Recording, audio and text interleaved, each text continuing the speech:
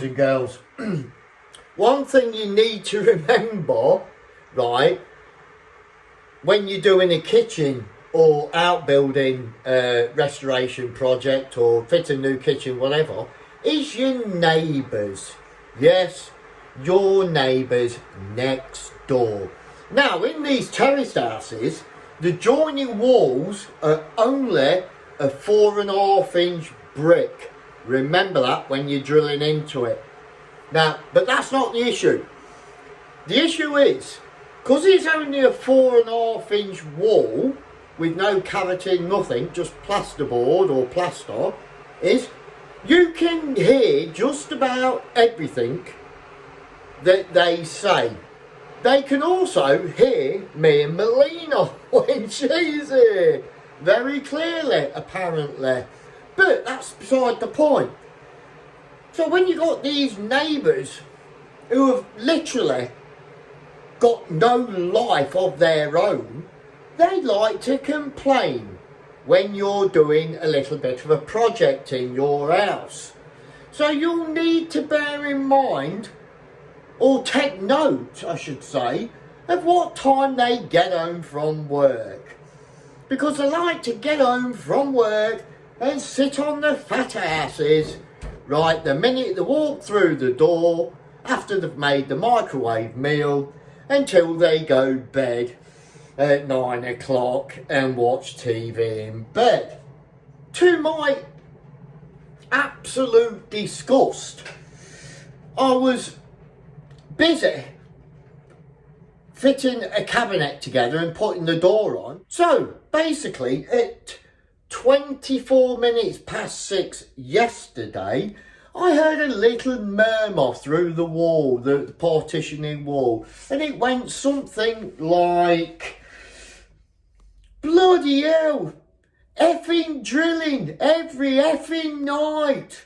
That's what I heard come through. Needless to say, because I've got her number, I sent her a text and said, it's only 24 minutes past 6.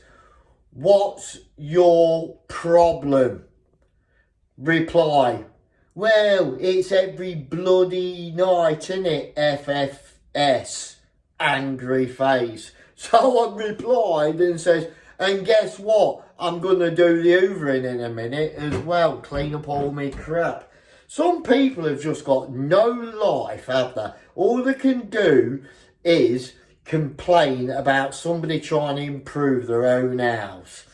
Well, I suppose it's what you get if you're on your own and nobody wants you. But let's put that to one side for a minute and show you what I've been up to in this kitchen. Well, here we go. I think you've seen the doors on there. That cabinet has got to be cut back at 300 and go back to the same sort of depth as that door there. So I put a 600 wall unit on the base with the feet on and everything. So that's looking quite nice. So I basically fixed it to the wall as if it was going higher up with the proper brackets. And then I put some screws there, which are hidden by the shelf, into this 300 pull-out larder. So yeah, the screws got hidden behind there, which is a good job because one didn't work. And when it comes to this side, I thought I'll save myself a 300 unit and all the hassle of making it shorter, which is what I've got to do to that one. And I've got a spare end panel, which is what's on there, because that's got a green one on. Cut it down, fitted the door, and just put a stop there temporarily. And what I'm going to do is tile all that, tile all inside there and above there when I've got a plug in there, and then just put a couple of shelves in. Jobs are good and soft close hinges, as you can see. Yeah, so that's looking quite well. Yesterday I put the cornice up. This is the bigger one of what B&Q sell. They won't tell you to do a different one, so you have to ask. That's the bigger one, and I think you'll agree that looks pretty good, doesn't it? I like that. And I put the whatever this is called, I forgot, put that under there. I'm a bit short on this one, so I've got a mitre bond piece on there and extend that. Bit disappointed about that, but not to worry. One thing I will say about the cornice is don't screw it from the top like I started to, right? Screw it from inside the unit. You get a better fixing and less mess. Same with this. Quite difficult to fix that, so I've screwed it from the top. I mean, these are old wall units, and then what you do, you just get some of them. Forget the banana ladies, don't get carried away, girls. Yeah, get some of them, and you'll need to just glue them on or push them in like that. And I put them 2 doors on, got all the hinges for the rest of the units, door handles coming, etc. They're all coming.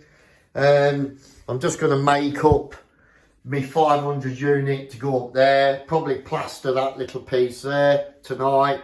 My 500 unit, going to met that up for misery guts next door gets back.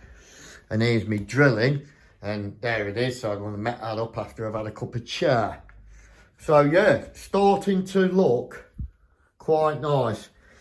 I think I've spent about 1,600 quid on doors and units, and it's a good job I didn't replace a lot, isn't it? Because it would have cost me a lot more. So there you go. Oh, there you go. There's my skip from all the rubble from the outbuilding. Right, mini skip full to the top. Bob's your uncle. Mind you, the builder should have sorted that out, really. That cost me 50 quid for the permit and 120 for the skip, but all done. I'm going to show you the difference on the back of a kitchen unit from a proper kitchen supplier compared to B&Q, right? Now, they look the same. Like I say, I'm using wall cabinets on the bottom. That's going to go there. I've got to bring it forward. Number one, they're all different sizes, so that unit there is not as deep as the B&Q. There's 3/4 of an inch difference on the depth of it, right? But the main thing is on the back. You see how you get them centre supports? That there and that one there, and it's fixed through the top, look. That's what there's a difference in quality, right? So that compared to a B&Q unit, I'll show you that now. And then basically that's a B&Q unit, without that. I've just fitted that on there from the unit you just see me take out, so it literally doesn't come with that centre support. So yeah, pretty basic. Right, progress. I've put a bit of a template out there for the worktop that I've just had delivered, and because I'm not very confident on cutting the edge straight and sticking one of them strips on, that means to get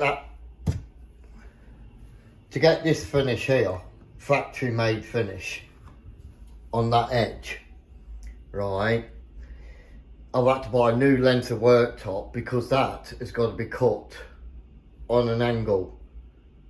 So when I've cut it, I get the proper finish on that edge there without me having to do anything. Obviously, if that was a straight thing, I'd have to cut that at an angle.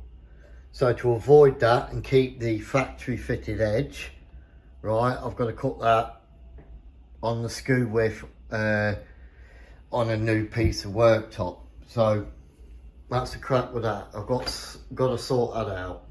Now, when it comes to these base units, right, as you know, I'm using wall units as the base units to get the wider area there, because I don't feel the need to have 600 base units coming out more, so it just leaves me with 2 tiles space. So to avoid having a short area like most people do, they're wall units at the bottom. Now, they don't come with any feet, obviously, right? Because it's a wall unit. So when if you put them wall units on the bottom like that, you're gonna have to purchase some legs so your plinth fits to the bottom, like that one down there. So when you get these, there won't be a hole fixing in the bottom because it's a wall unit. So all you need to do is cut that plastic piece off and screw it on in the position on the bottom there, and then screw it in the correct position for you to fit your plinth, right? So that's the crack with that. I'll put the handles on there. Now then, when it comes to this small 300 unit on here, because I don't want it going past there, it's giving me a little bit of an headache, not too much. So I've had to build it out with 2 panels there because of the width of the architrave, right? And then it's left me with all this crap at the bottom. But because I've used the end panel there, that's got me fixings for my hinges, which is sound. And then I've just cut another piece and fixed it to there. So I've got a spare shelf here. What I'm going to do, I'm just going to put that in there, and then I've got some things that allow me to fix that onto there and there, instead of screwing from the other side of that. Anyway, you'll see it when it's done. I put all the cabinets down here, put all the handles on, so that's looking well. Yeah, that's looking better. I've got the end panel to put on there, and I've got an end panel to go on there. What I'm going to do is just fix an end panel onto that, take that off, screw it through that onto the green panel so you don't see no scrolls. I've got the 500 wall unit up there. That's for all my tea and my coffee and stuff. And I've got, what I've done is ordered a complete big sheet end panel there, which costs 53 quid for them green end panels. And I'm going to cut it so it's the same width of that, which is about 10 inches.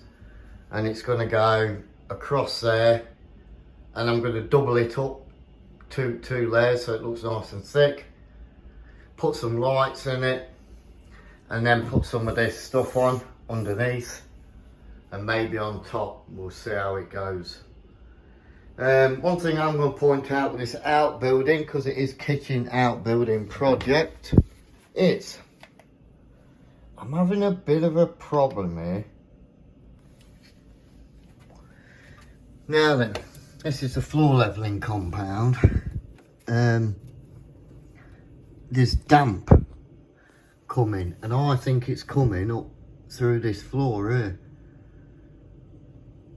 And I mean, okay, it's winter, I can understand it a bit, but I don't know what I'm going to do with that.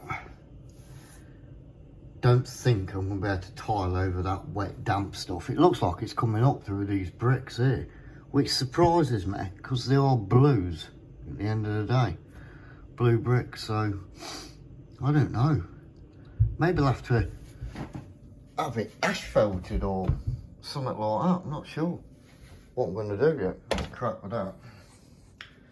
But I think you'll agree, it's looking well. I think so anyway.